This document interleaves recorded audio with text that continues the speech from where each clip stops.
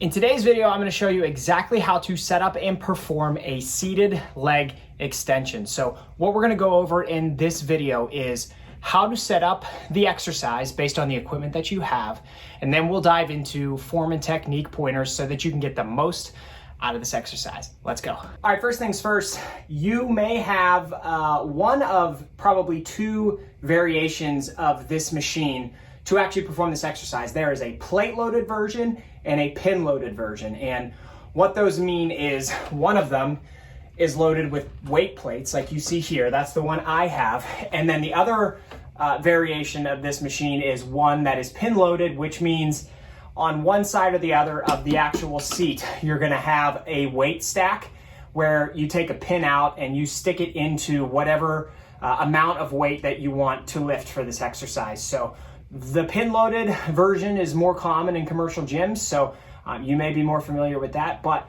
outside of that, all of the setup and form technique pointers are going to be the same after you select or load how much weight that you want to lift. So with that said, whether you have a pin-loaded or plate-loaded version, load it up with the weight that you want to lift, and here's what you should focus on. Okay, so we'll start from the ground up here, and obviously you're going to sit on the seat for this exercise, and you're going to start with the pad at the bottom. There's going to be a pad down here that is going to rest against the front of your legs, and let's talk about where specifically that pad should rest. So really the sweet spot is above your ankle, but I guess below where your calf ends, somewhere in this bottom third of your shins is probably the best way to describe it. You don't want it too low because then you're going to be putting an awkward and dangerous amount of force onto your knee. And if you have the pad too high on your leg, it's going to reduce the range of motion for this exercise in terms of loading and how much weight your quads are actually lifting.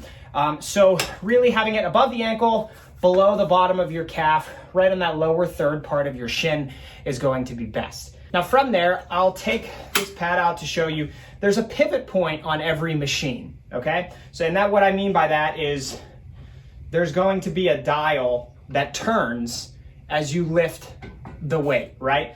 And it all centers around one pivot point where there's a fulcrum, and that's where it's moving.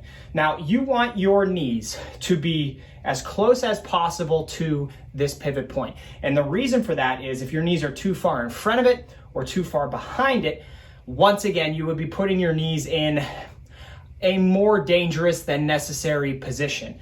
Also, when your knees are in line with the pivot point, that means your natural pivot point, your knee, is in line with the natural pivot point of this machine, and that's going to make it as efficient and smooth as possible to do the exercise. So, once again, pad at the bottom, above the ankles, below the bottom of the calves, bottom third portion of your shin. Knees in line with the pivot point. Now, the third piece may or may not exist for you depending on the machine that you have. Some leg extension machines do not have a pad that goes over top. If not, that's perfectly fine. You can still perform this exercise just as intended, right? Sometimes there is a pad, and what I would say is lower that pad so that it's not super tight on top of the bottom of your quads or on top of your knees. Let there be a little bit of give, because in reality, you want your knees to be able to move freely for this exercise, and your legs shouldn't come up, your knees shouldn't be coming up off the pad because of the nature of how this exercise operates. So have this be loose. It could be touching your legs, but don't have it jammed down on top of them. And then you're gonna simply be able to perform the reps. Now, the last thing I would recommend is you should probably, if there are handles on your machine, hold on to the handles. If not, just grab onto the bottom of the seat and pull down a little bit and hold your body in place on the seat pad and into the back pad, just to make sure that the only thing moving is from your knee down and your quads are moving the weight as much as possible. If you're throwing your body into this exercise, if you're trying to, lift the weight like this, then you're transferring a lot of the force away from your quads and into other muscles and ligaments and joints. And that's pointless, because the point of this exercise is to isolate your quads and move as much weight as possible with your quads and get as much stimulus on your quads as possible. So, pad, pivot point, pad, holding your body in place. You can simply perform the reps from here. So think about kicking your legs forward and squeezing your quads as you do so. So kick forward, squeeze at the top, and then resist the weight on the way back down. Kick forward, lower the weight, kick forward, lower the weight. And obviously you don't have to pause at the top, that's not necessary. So here's what a few of the actual reps should look like.